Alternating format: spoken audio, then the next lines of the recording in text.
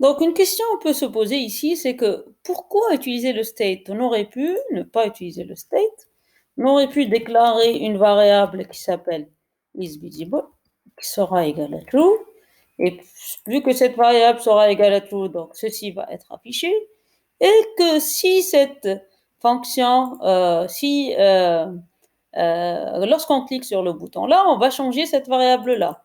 On va par exemple créer une fonction qui s'appelle setIsVisible et son but c'est de mettre la variable isVisible à son contraire, c'est-à-dire si elle est égale à true, elle sera égale à false. Maintenant, si elle est égale à déjà false, elle sera égale à true. Regardons, est-ce qu'on aura le même résultat ou non. Là, on a une petite erreur, bien sûr. On a oublié la flèche. Donc, regardons les résultats. On a encore un problème à ce niveau-là. Donc, à la ligne 8. À la ligne 8.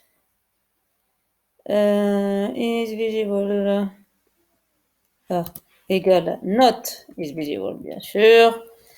Donc, est-ce que lorsqu'on va appuyer sur Toggle Visibility, est-ce qu'on aura un changement ou non?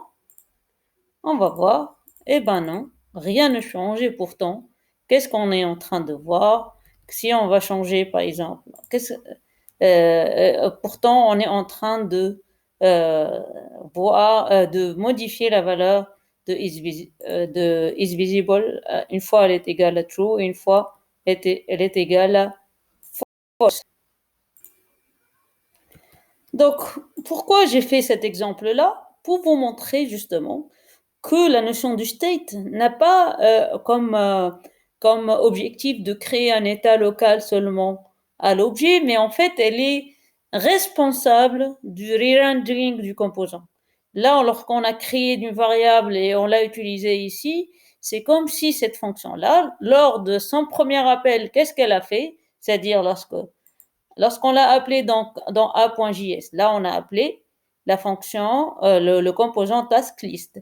Donc, taskList, donc taskList, donc elle a été appelée avec une liste de props, donc elle a rendu ce div-là, et même si on clique sur ce bouton-là, elle ne va pas faire de re-rendering, parce que c'est pas le principe de React. En fait, React, comme j'ai dit au début de cette vidéo, de la dernière vidéo ou les précédentes vidéos, une fonction n'est réexécutée que si une de ses propriétés ont changé ou si son state local change. Ça, c'est très important. Donc, si on veut changer, si on veut que la fonction, que le composant se réexécute, donc he will re-render, donc on doit changer soit les props qu'on est en train d'envoyer, soit ces variables d'état, donc le state.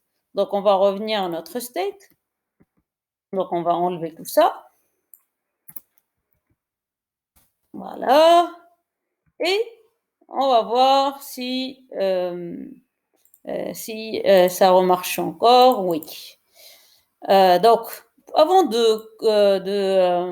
d'aller plus loin, donc je vous recommande d'installer React DevTools. Donc, si je mets sur Internet React DevTools, donc c'est une extension Chrome. Donc, lorsque vous allez l'installer, donc lorsque vous faites inspecter le composant, donc vous allez avoir attendez, des onglets, donc des menus comme Components, des menus comme Components, pardon.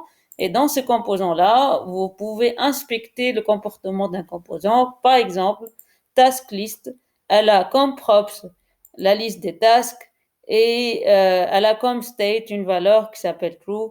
Par exemple, si j'appuie, donc s'il me reste un peu de temps, si j'appuie sur Toggle Visibility, vous allez remarquer que le state devient false. Donc, rendez-vous dans la prochaine vidéo pour vous expliquer un peu, pour vous donner un peu plus d'exemples sur le state.